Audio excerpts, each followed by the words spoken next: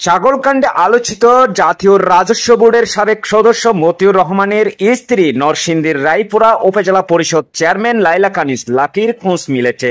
বৃহস্পতিবার বেলা 12টার দিকে ব্যক্তিগত একটি গাড়িতে করে উপজেলা পরিষদে আসেন লাইলা কানিজ লাকি।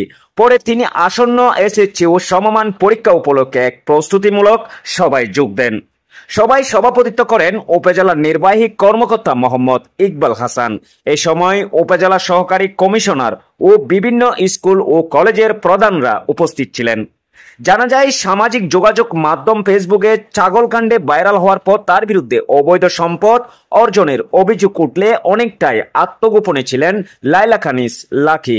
এরপর থেকে ফোনেও পাওয়া যাচ্ছিল না তাকে। তিনি সর্বশেষ ঈদুল আজহার 2 দিন আগে অফিস করেন। ঈদের ছুটির পর অফিসে আর আসেননি। বৃহস্পতিবার বেলা 12টার দিকে নিজের ব্যক্তিগত একটি গাড়িতে করে উপজেলা পরিষদে আসেন আলোচিত উপজেলা চেয়ারম্যান লাকি। পরে তিনি 2টি প্রস্তুতি সভায় যোগ দেন। সভা শেষে লাকি নিজ কার্যালয়ে আওয়ামী লীগের দলীয় নেতাকর্মী ও ইউপি চেয়ারম্যানদের সঙ্গে কৌশল বিনিময় করেন। ভুক্তভোগীদের অভিযোগ, ঈদের ছুটি শেষে অফিস খোলার পর গতকাল পর্যন্ত তিনি অনুপস্থিত ছিলেন।